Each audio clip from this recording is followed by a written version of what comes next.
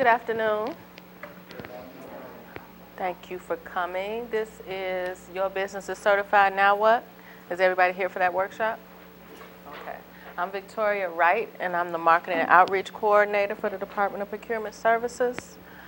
You should have signed in when you came in and took the handouts out there. We have our evaluation that we will collect at the end, our bid opportunity list, the buying plan, DPS Alert card, and a flyer for our construction summit, which is coming up tomorrow.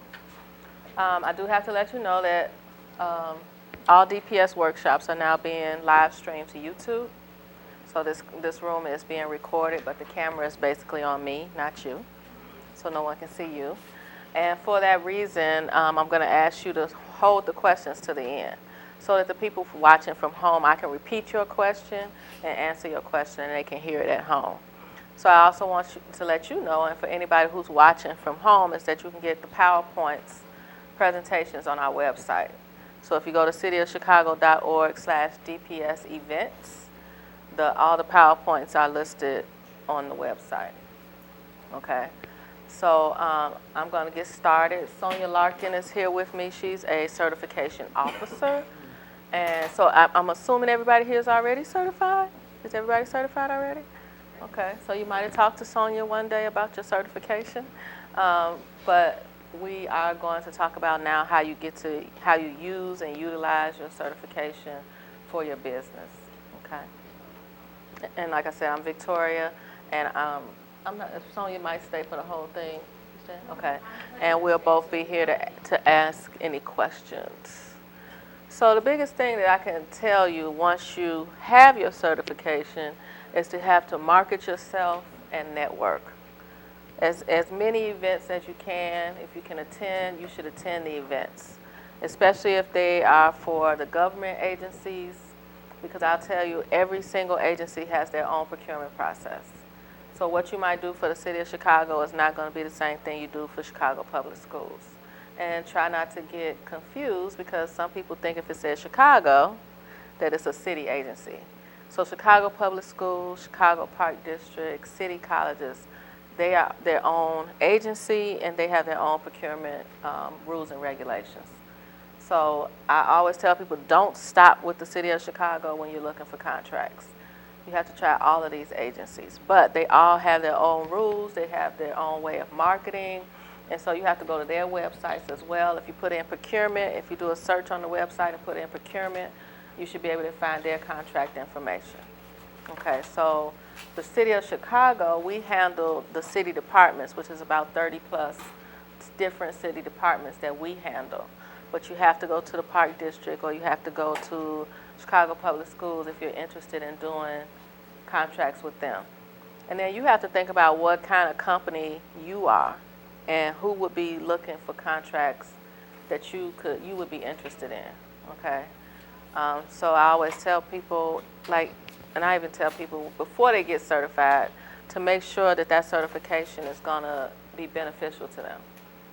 If you're a hairdresser, it's not likely that the city of Chicago is going to be looking for a hairdresser, or Chicago Public Schools. So you would have to decide if you wanted to spend that $250 on the certification. Okay?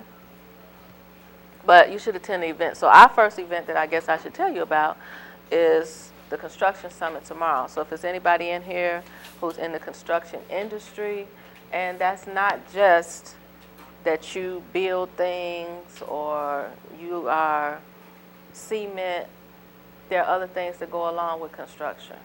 So if you put up fences, sometimes you see construction sites have a fence around it. You have to think about with construction, they do security, because sometimes at night they have security around those construction sites. There might be some landscaping involved in construction. So don't limit yourself when you hear construction and just think that that's for people who are doing the building. There might be some kind of way that you can get into the construction industry. You might be an accountant, and maybe it's a small construction company that needs an accountant. So tomorrow there'll be a lot of different agencies there, lots of people to talk to who will be the exhibitors, because it'll be government agencies, like I said, Chicago Public Schools, city colleges, Cook County, All of those agencies will be there letting vendors know about the upcoming construction projects for Chicago. But you get to network with the participants. Bring your business cards, bring your capability statements so that you can talk to other people and maybe trade information, okay? So utilize all your resources. Our workshop schedule. So the department is now doing 18 different workshops, free workshops. There's a workshop here every Wednesday. If you don't get a chance to come down, you can watch it on YouTube. But the drawback is you just don't get to ask questions. You get to hear the information, but you don't get to ask questions if you watch it on YouTube. So we have workshops from how to fill out an RFP. So if you've never done a bid with the city, we have a workshop on that. We have a workshop on Meet the Department of Procurement Services, where we have all our deputies come down, introduce themselves. You can actually ask them questions directly. Compliance 101. What do you do once you get a contract? How do you stay in compliance once you have that contract? So what is expected of you? What is expected of your subs? You know, we have how to navigate the DPS website. Our website has everything you need to know about procurement. It's on the website. So I actually teach that class, and we show you how to find contracts. If you're a landscaper and you want to know who has the landscaping contract right now, you can find that on our website. You might want to know when that contract's going to end, so that you can start looking for that contract to be renewed. These are like all the tricks that you all need to know. If it's a bid out, and you're interested in it, you can find out who else took the bid out. It's called the bid takeout list. So every time a bid comes out and someone picks it up, we take a business card. But you can find that information on our website, and you can find out who might be your competition. 2, if you can't bid on it, you might be able to call one of these companies and find out, can I collaborate with you? Are you going to bid? Do you need a sub? Maybe you are an accountant and you say, well, or a project manager, and you can say, do you have a project manager for this job? Is there any way I can come in and meet with you and talk to you about how we could collaborate? Okay, so all that's on our website. So we have workshops. I definitely, encourage you to look at the different workshop schedules and see if there's anything on there, anything else other than today that you're interested in. The DPS Alerts. So I'm assuming that you all get DPS Alerts because all of you are here. So DPS Alerts go out every Monday, and because of the construction summit, it's probably been going out a lot more. But we try to only do them on Monday, Wednesday, and Friday because we don't want to flood your emails. I know a lot of agencies that send out emails every day. So we try to do it Monday, Wednesday, and Friday with pertinent procurement information. So on Monday, we send out the bid opportunity list. And this is what changes every Monday. So the bid opportunity list, if you haven't had a chance to look at it, is the contracts that are actually on the street and available to bid on right now. Okay, so it has a spec number, and you would come here to this room, pick up that spec number, and it's basically everything you have to turn in to bid. Okay, and when you pick it up, you will go on the bid takeout list because they're going to ask you for your business card. So we strongly suggest that you read everything in that bid so that you know what you have to turn in. You don't want to be disqualified because you didn't turn in one document. Because if it's asking for something and you didn't turn it in, you're just disqualified from the whole process. And that's why it's a good thing to come to the how to respond to an RFP class, because they go through a real RFP. They give you a copy of one just so you can see what it looks like. Okay, so that's what the bid opportunity list is about. And when you get a DPS alert on Monday, it's new every week. The buying plan. So you just got a copy of the buying plan. That's brand new, just came out last week. So we update the buying plan every 3 months. This buying plan, and for the past couple of quarters, it's been a combined buying plan with all the agencies that are listed on the front. So you have a opportunity to see what contracts are going to come out for all those agencies that are listed on the front. So we ask all of those agencies to send us what contracts are going to possibly come out, and we list it quarterly. And it goes out for a year. So it's a year's worth of contracts from all those departments. Why do you need to know that? Because you can check that book and see if something might be coming out the fourth quarter of 2016 for landscaping. You're a landscaper. So when it gets to the fourth quarter of 2016, you should be looking for that bid in the bid opportunity list. Now there is a possibility it could get pushed back, and it might not come out until the first quarter of 2017, but at least you know that it's coming out, okay? And then you can say, hey, you read the brief description that's on the bid opportunity list, you say that's something I can do. Or you can say, hey, I need to get my ducks in a row. I might need to hire some other people to help me with this. So it's giving you an opportunity to prepare for when the bid comes out, you'll be ready, okay? And that comes out every 3 months. You can get hard copies in this room. We'll send a DPS alert when the new one comes out so that you can see it electronically, but you can always pick up one here, or you can look at it from the website. Our sister agency, so this goes back to don't stop with the city of Chicago. So these are all the other agencies that we recommend that you check their websites, okay? And I always tell people, if you have that name and you do a /procurement, if you do a Google search, if you put the name of the company in or the agency in and do a /procurement, it'll usually take you to their contracts, okay? So you don't have to try to get to their site and do a search and try to find it. All you gotta do is put procurement, /procurement behind their names, and it'll take you to the contracts page. And like I said, you all can get this PowerPoint off our website if you want to get those phone numbers. And this information is listed on our website. So if you go to our website on the home page, these agencies are listed on the right-hand side. You could click on it, and it'll take you to their contract page. Utilize our assist agencies. So assist agencies are usually chambers of commerce. They're in all the neighborhoods. We have a list of over, I want to say 20 assist agencies. Some of the bigger ones are like HACIA, Illinois Chamber of Commerce, South Shore, Chatham Business Association, Women in Business Development Center. They all, they do really good work for small businesses. Now they might want you to become a member, and all of them have different fees. So I couldn't tell you how much they charge to be a member, but they will help you with certification questions. They will help you with business loan information, anything business related. They usually can help in some capacity. And they will be at our construction summit tomorrow.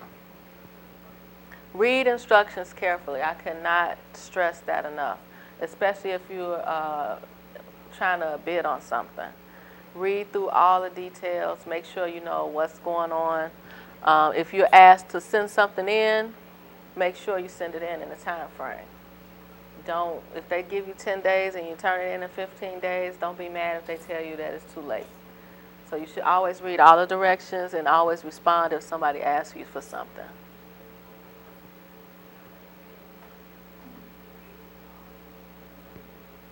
Have all your facts right. Your telephone number, your email, how do people get in contact with you? Missing information can disqualify you from a bid, a missing signature, and you all should know this from doing the certification, right? Because I'm pretty sure certification took you a while. Not too long, right? But all the T's have to be crossed and all the I's have to be dotted. So make sure you turn in all your documents, especially with bids. And that's not just for our department. That's for any department. Make sure you turn in all your information and make sure you respond quickly. Be familiar with ordinances. So we have several ordinances in the department. We have a whole class on just the ordinances. So and I'm not going to go through every single one because every single one doesn't pertain to everybody. So Small Business Initiative, Diversity Credit Program, Project Area Residence, where a contractor has to hire people from the neighborhood. alternatively powered vehicles. If you're construction or if you have a business that owns vehicles, it helps when you do your bid process. All of these help with the bid process and giving you credit towards a bid, okay? Mentor protege program. Most of these are usually construction. If you're a small construction company and you collaborate with a larger company and they become your mentor and you're their protege, they could possibly use you as a sub. But they have to be willing to teach you something. They have to be willing to give you information that you can use in your business. We do have paperwork that you have to sign to say that you all have collaborated to be a mentor protege together. So you would have to do all the paperwork to do that. Phase graduation for MBE, WBE firms. All of you all are certified. I know you cannot wait to graduate out the program because that means you're making like $32 million. How much is it, Sonia? 32? 37.2. You can't wait to graduate, can you? I know.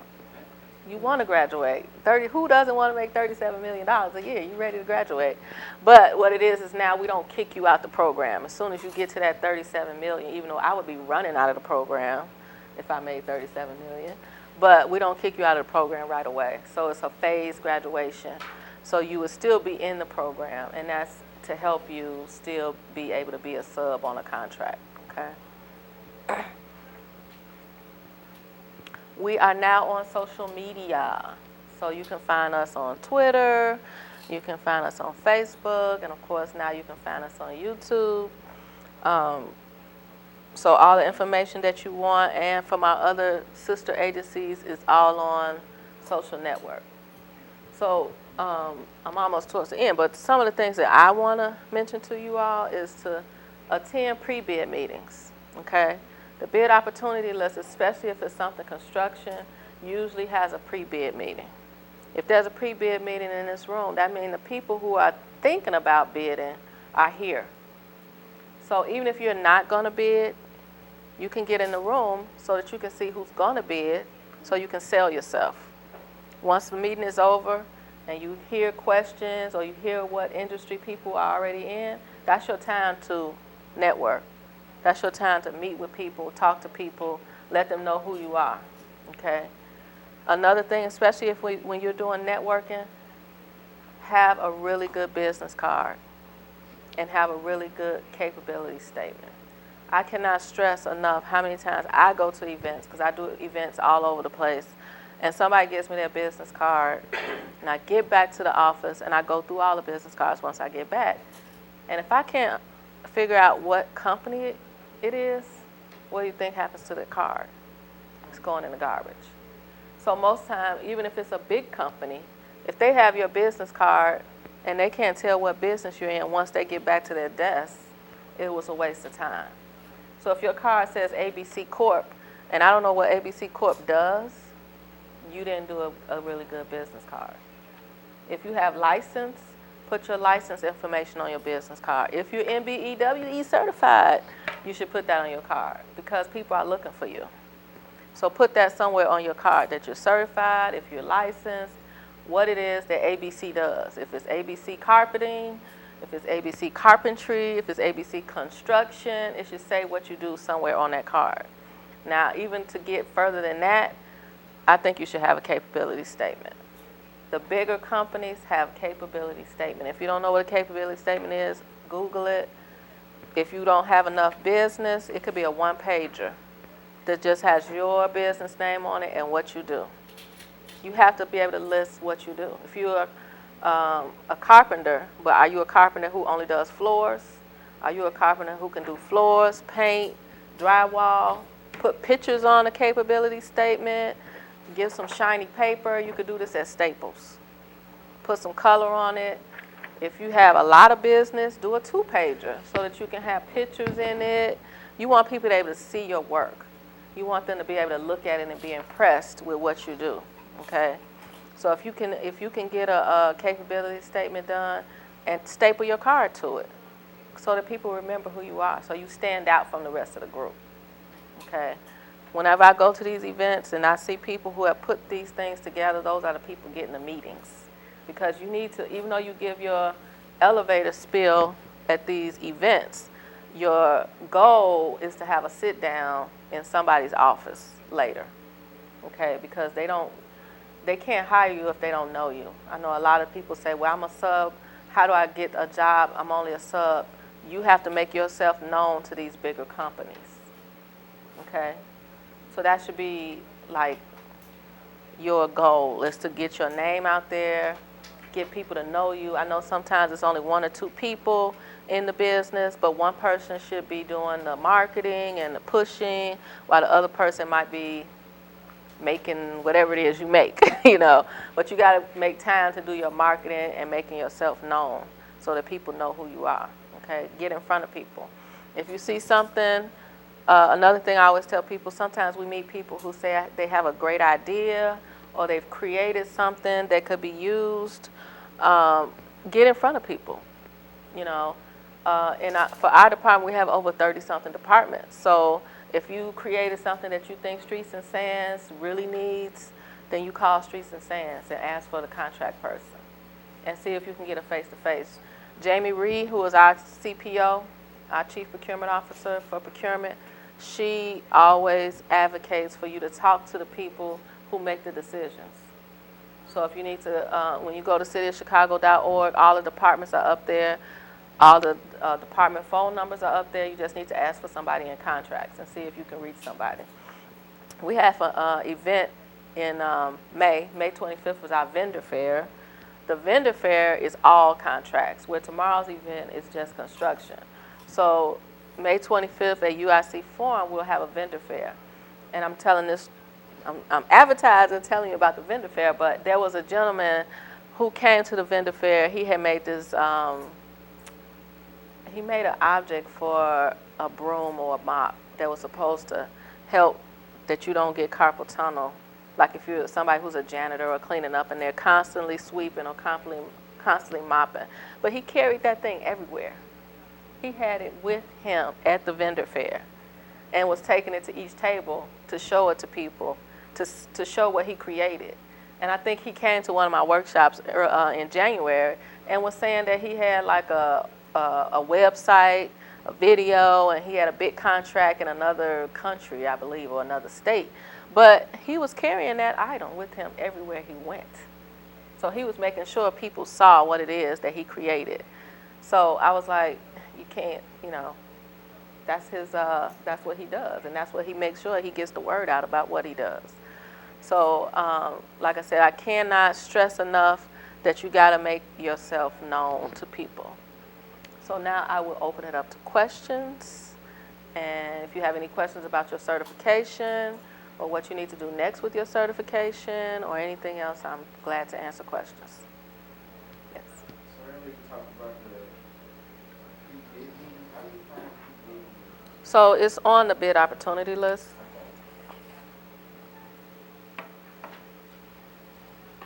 So usually if it's something construction related,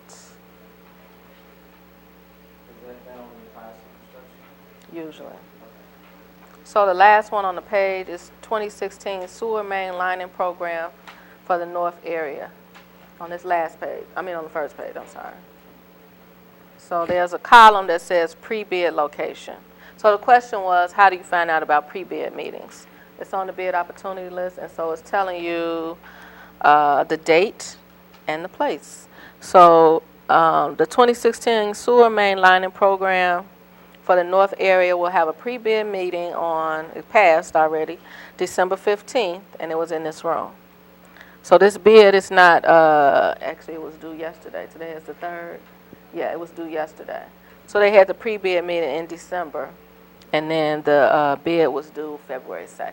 So they always do the pre-bid way before the bid is due, so that if you have questions, that you can get your questions answered before you submit your bid.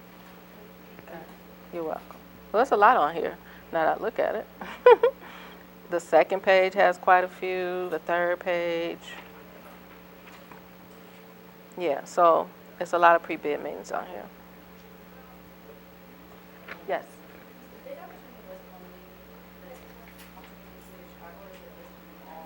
No. The bid opportunity list is only Chicago. The buy-in plan is all of those different agencies. But I'm pretty sure if you go to their website, they have something you can sign up to as well that's equivalent to our alerts. So they send out emails too. So you would just have to go to whichever one you're interested in and sign up for their alerts. So if it's something in the buying plan that's coming up, how do we find out? If it's not like on the Bid opportunity list. So if it's in the buying plan and it tells you third quarter 2016, but that means you have to check for the whole third quarter. does it say first quarter, it can be from now? January to March, right. So you would be checking that whole 3 months. Then if it's not in there in those 3 months, there is usually, can I see your book? A name, and you can always call the contract negotiator to find out. Oh, they don't put it in the bid opportunity. They don't put it in. They put it in the bid opportunity list. It's just not in the buying plan. You could always call the department because this one is broken down by department. So if it's fleet and facilities or streets and sands, you can call streets and sands and ask for contracts and find out. You know, I was looking for this bid. It said first quarter, but it didn't come out. Can you give me an idea of when it's going to come out? Because the department is the one who pushes it back. So if it doesn't come out when they tell us it's going to come out, it's because they delayed it. And if it's public information, who will get a prior view and how much they want? Yeah, that's all on our website. So on our website, on the front page, at the top, there are several icons. It says awarded contracts. If you have the spec number, you can put the spec number in. The spec number is on the bid opportunity list. The second column. You can put the spec number in and you can find out who won the contract. You can see the contract. You can see how much it's worth. So under awarded contract, there's a lot of information. Anything you want to know about the contract, when it's going to end, like I said, all that's on our website that you can find.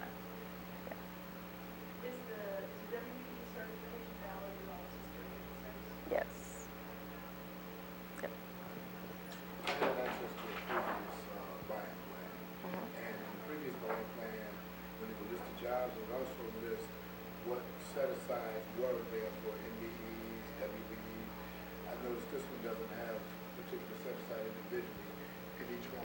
Has that changed somewhat? Or? The normal set-aside is you're calling it the WBE and the MBE requirements for compliance are currently at 25 and 5, and they may change with some of the bids that go out. No, he's saying that the book used to tell you that they were going to put a MBE, WBE on the contract, and now it's not listed. I don't know why they took the listing out, other than the book has gotten bigger and bigger.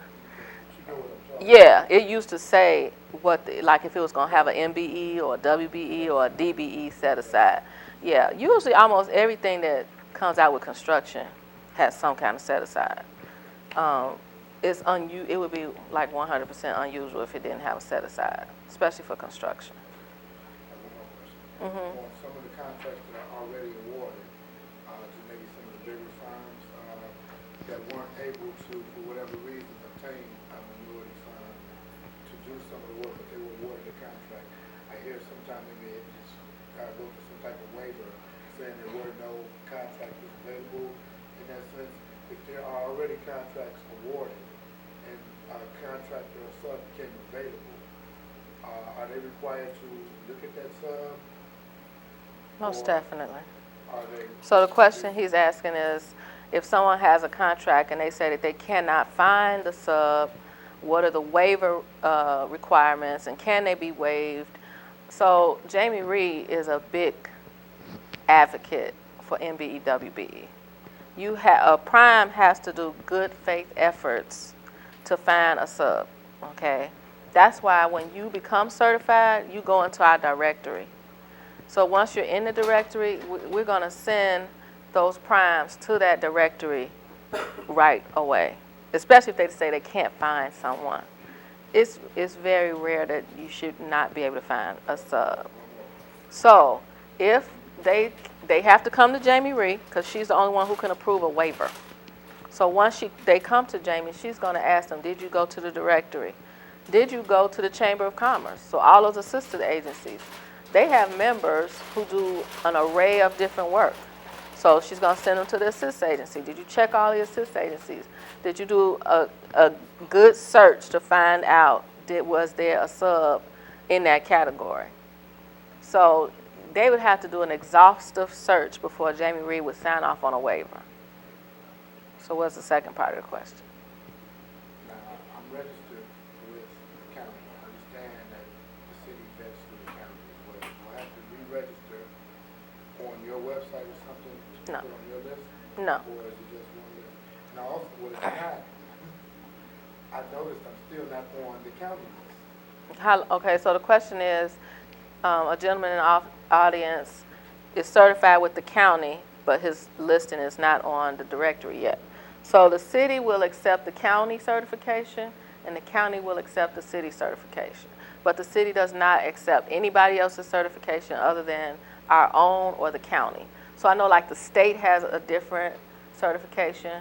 We don't accept that certification. It has to be either the city or the county. Depending on how long ago did you get approved? Okay. So sometimes it takes us a while to get the database up to date, even on the city side.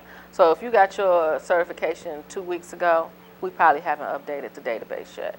So I would just say give it a couple of months. And then if you don't see your name in the database, then you call back to the county, because we can see their database and they can see our database. So it's not a problem with, like if you got certified with the county and you decided to bid on something, we can find you in our database to make sure that you got the certification. I want other people to find me. Yeah, if they go into, Like you said, so, when you go to look for these subs, yeah, I want to pop up as. right. But it's just that the county probably hasn't updated their system yet. We get, like even it said, we get hundreds of letters. So if we get all these letters and they got approved last week, we haven't had a chance to update it yet. So just give them a little time. If a month goes past, then you can call and check and see, why haven't. It's going on 2 months, 3 months. Okay, well you can call over. Right. November. Yeah, you could call and check and just see why it hasn't been updated yet. So they, so up here's a list where they can find us, but is there some way for us to find them? Like if we want to market to the homes or? Well, that's where you go to do a search. Hopefully if you know like what industry you're looking for. So on our website, you could do a search under land. What do you do? So you could do a search for janitorial services. And then all the contracts that are in our system for janitorial services will come up. So all the different names of all the different companies that have contracts for janitorial services is going to come up. And that is a good way for you to find out if you could do something for them. So maybe if they got $1 million contract, can you get a little piece of it over here for $50,000 or something? Like, we know however much you think you can handle. But that is a good way to do. You can just do it up under janitorial. Okay, And if they want to do it, already can make, like if their current sub is not doing it and they change it, then you have to be in their initial RFP, because I get a lot of RFP requests from people. So I don't know if you have to be in that original one in order to participate in that bid for that. So her question is, can a prime change subs mid-contract? They can, but they have to do something with the city to change subs. It's not on you to do the paperwork. There would be paperwork for them. So we'll be soliciting them for their next go around to let them know. Yeah, if it's the next go-round, they can pick whoever they want. But if they're in the middle of a contract and they have to change subs, they have to let us know that they're changing subs. But yeah, if it's, like if you do a search, and I'm sure I've seen it already, it's like 5 or 6 different companies, and you decide that you just want to call them to see if there's anything that you can help them with, then yeah. But I would, if you don't call them, if you call them, just call and say, can I set up a meeting? You always want a face-to-face. You don't want to do it over the phone because you want to impress them when you come in for your meeting. Any other questions? Okay. When I got certified, the news code that I used was kind of loosely described what I actually do. Say something comes out and I've done it, I've done a contract, not my news code. How do I add that? How do I add more news code? And if do I have to add news code? Do I do that? Yeah, so if you didn't add, well, anytime that you're certified, you can add more codes. you have to be able to prove that you can do whatever it is that you want to add to your certification. So that would just be a letter that you send on your letterhead to the department asking that you want to add these NAICS codes to your company's certification. But you have to be able to add proof that you can do whatever it is that you're adding. And one thing I tell people, resumes, if you did it at another job, you know, it's always, and like when we do the certification class, it's your story. So whatever your story is, you need to have proof that you can do these things. I tell people when they're starting out, if you're a painter and you paint your mother's kitchen, put it in writing. That's a contract. You're not trying to make your mom sign something, but it's proof that you can do the work and that she paid you. If you do it for a friend, you just got to let them know, hey, I'm trying to build my business. I need to show that this is a contract. Anything in writing, you sign, they sign, you put how much you charge, that's a contract. A contract doesn't have to be 50 pages.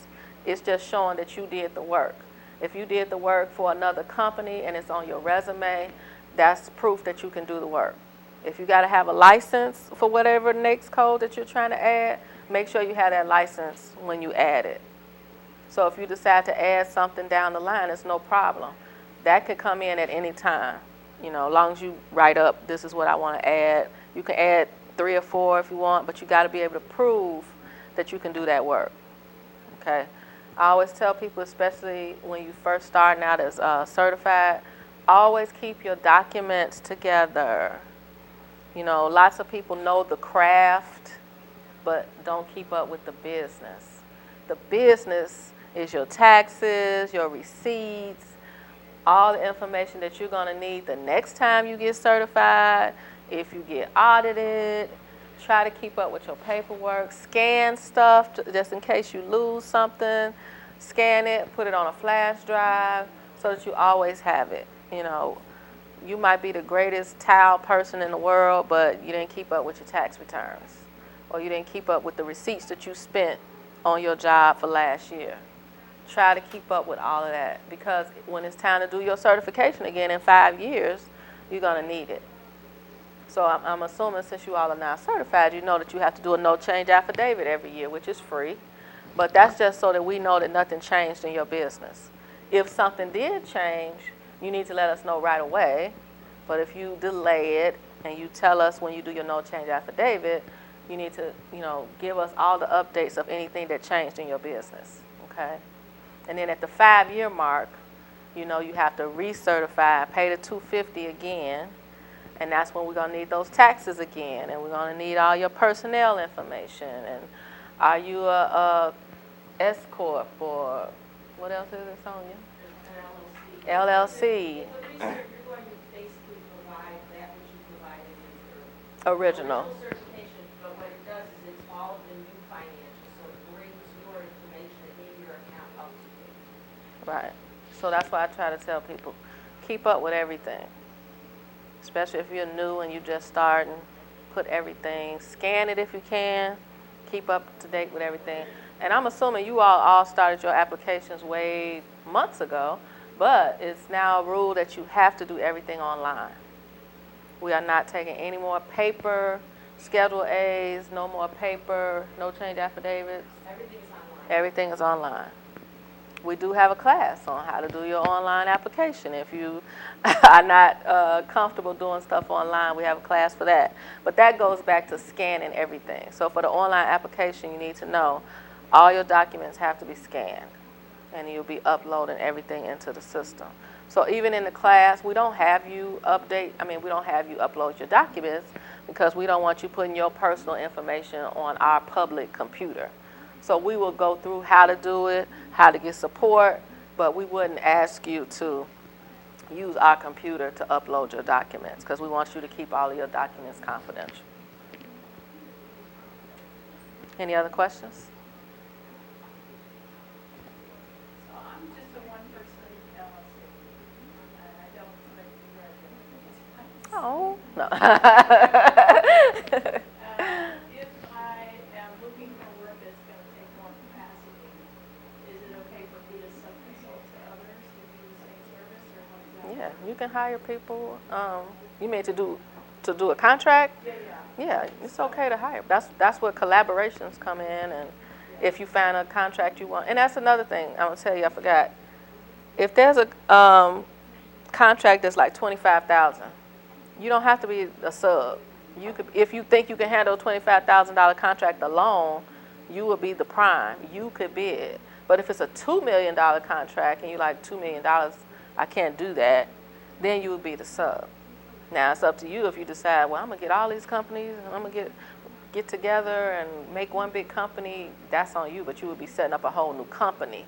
But actually, I was looking in the buying plan before I came down with another coworker, and there was something for the county for graphic artists, and the job was only $25,000. So I'm like, wow, I know some friends that do graphic design on the side. This is something they should be looking at because it's only $25,000, and if you're a graphic designer, pick up the bid, find out what it's asking for. That's a nice chunk of change for one person, $25,000, and you don't have to be the sub. You could be the prime. But you have to look through the plan to see how big these contracts are to see if you can handle it. If you can handle it alone, you don't even need the certification. You could be the prime. So always remember that. You don't always have to be looking for sub contracts. You could be the prime. If it's a $50,000 job and you do construction, if you can do a $50,000 job by yourself, you're the prime. You're not the sub, as long as you can handle the work. The contract that they, like in the buying plan, they'll ask for janitorial, security, and landscape. So do you have to collaborate with someone, or they allow you to just do that for janitorial? Well, so the question is, can you bid out on what's in the buying plan alone? Right, or do you have to go and collaborate with someone? Well, that goes back to what I just said. It depends on what the dollar amount is of the contract. If it says a janitorial service, It says all three. It says janitorial, security, landscaping, and it says $3 million. yeah, the so question is, you could collaborate. You would have to collaborate. Yes. You couldn't just go get on the janitorial part. You would have to go and put someone on the whole $3 million contract. Right, Yeah. right. So you had your hand up? Yeah, so sometime last year, I got for, I get my master's class for the contract, and I haven't heard anything from the city. I was waiting for September 2015. So you were approved to be a, You know, it's really not clear. okay. Well, can I take your question offline, like after the class? Because that looked like it's something personal that you got to say you were approved for something. Yes, I will. Okay. Because I can look at that, and then if we have to, we can go upstairs and I can give you the person that you need to talk to. Okay. Any other questions? Okay. Well, I hope to see you guys at the construction summit or the vendor fair in May.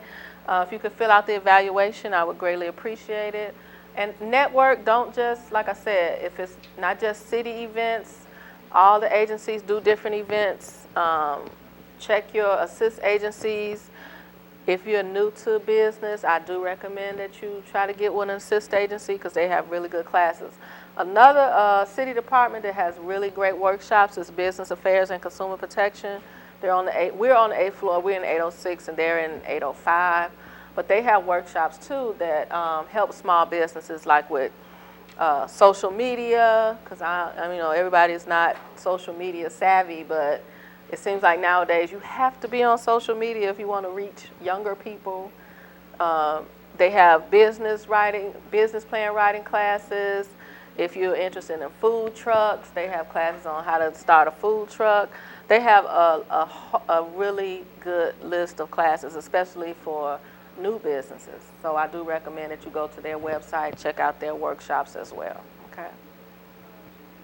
So if there are no more questions, I'm going to end the class now, and then we can take any questions. I'll collect the evaluations, and then if there are any questions offline, we will take your questions after the class as well. Okay? Thank you. I got to hit stop.